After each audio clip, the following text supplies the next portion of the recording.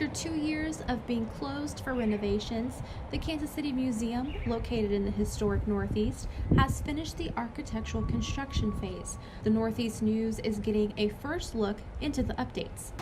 Hi, my name is Mike Bushnell. I'm the publisher of Kansas City's Northeast News. I'm here with the Kansas City Museum Director, Anna Marie Tutera. We're here to give you a sneak preview, not open to the public just yet, but we're here to give you a sneak preview of some of the construction goings on at the Kansas City Museum as we speak. So what do you say? Let's go inside, shall we? Let's go! Once inside the R.A. Long Foundation Grand Hall, Executive Director Anna Marie Tutera gave a quick update on all of the progress and renovations made to the museum. And we're in the R.A. Long Grand Hall. We have the grand stair behind me. You get a peek into the library, which has been renamed the Milbank Family Library. And also, you see the original chandelier for the home that originally lived in the dining room that has been restored and recreated and preserved. And that chandelier has been restored and relamped, and it is getting prepped to be reinstalled in the dining room as a permanent fixture in the dining room. The Grand Hall will be used for admissions, for ticketing, and there will also be some interpretive material in this room as well. But each of the rooms on the first floor have been restored and preserved and recreated to be used for exhibitry and interpretation, but also to allow enough floor space to have programs and events at the museum. We imagine having a very robust schedule of education and public programs at the museum, especially on the first floor. On the second and third floor are our more traditional gallery spaces. And so the first floor we want to be as multifunctional as possible, but still provide opportunities for interpretation and for exhibits. The mission of the Kansas City Museum is to focus on Kansas City's local and regional history and cultural heritage.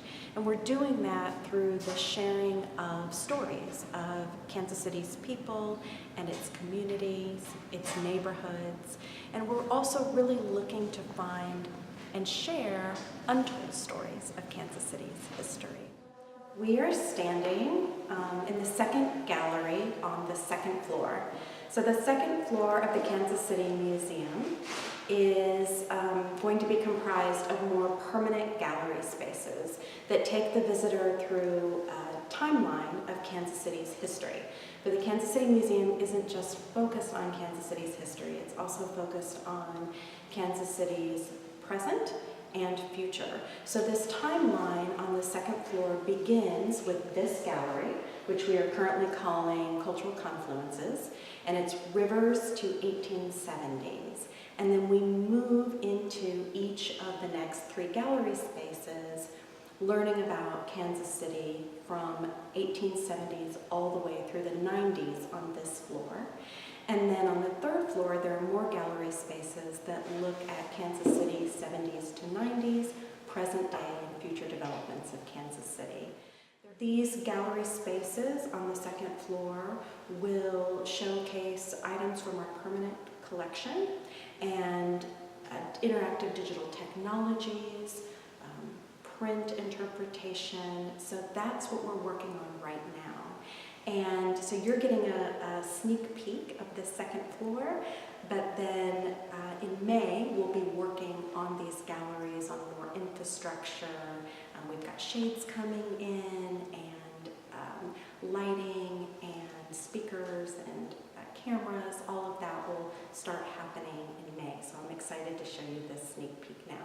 Okay. We are currently standing in what was the original kitchen area and servants' dining hall of Corinthian Hall. And this is going to be our museum cafe.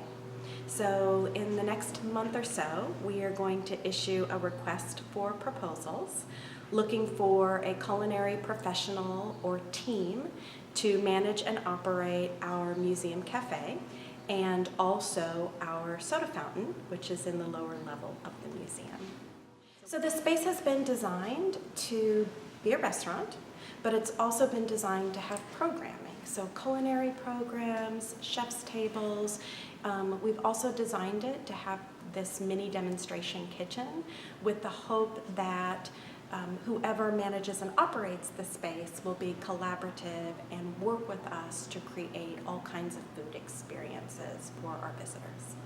I'm Elizabeth Amiramadi, and I'm a principal at International Architects Atelier, and we are the architects for this project. One of the key parts on this first floor, it was to try to maintain the original use of the house, like what it was originally, even that it is not anymore a single residence.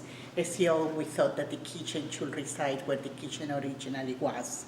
This building was 100% gutted when we got it, because the museum used to have exhibits before.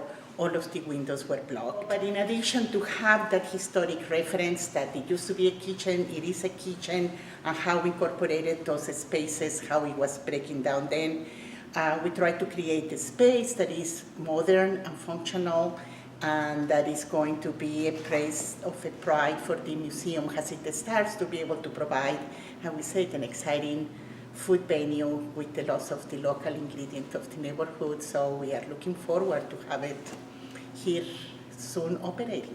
I'm Andy Short with International Architects Atelier. I was the project manager for the Kansas City Museum Stage 1. Right now we're standing in the Salon.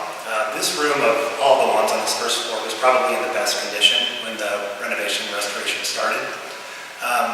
So this was mostly some small plaster repair. We brought back the original paint color scheme, again after looking at microscopic paint sampling. And we also restored the wood floor throughout all the rooms on this first floor. There was some small patching that had to be done. We used some of the wood from the upper floors that had to be removed for infrastructure installation purposes. So this room, again, we tried to keep it as much original to the historic context as we could, but we needed to add modern museum infrastructure. So as you walk around in here, you'll see things like tiny LED lights and track head fixtures to light up the exhibits. You'll also see space for speakers and fire sprinklers and security and anything that a modern museum would need. But we tried our best to hide that stuff as best we could. This is the original breakfast room for Corinthian Hall. A lot of the original ceiling in this room is original plasterwork. It had been painted gray in the past, and so we brought back the original paint colors after a process of investigating microscopically the original layers of paint. You can see in the background the original art glass window was restored at one point and is a prominent feature in this room.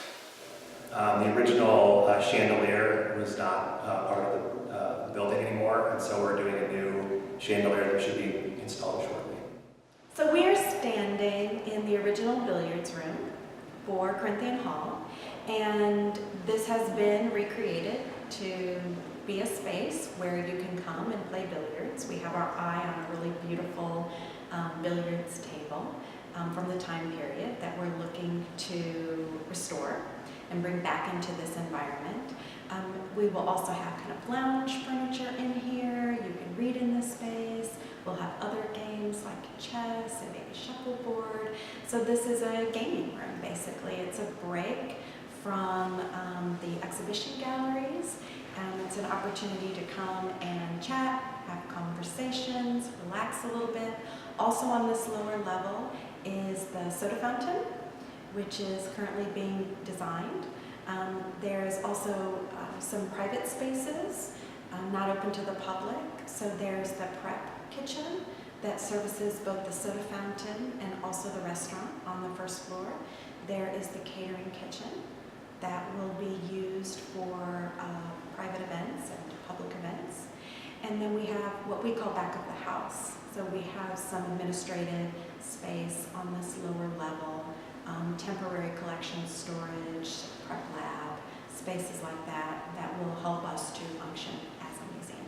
Wonderful. Architectural construction is complete, but we are still working on all of the museum design components. all of the exhibits, moving into program development, and then towards the end of this calendar year, moving into what we call museum construction.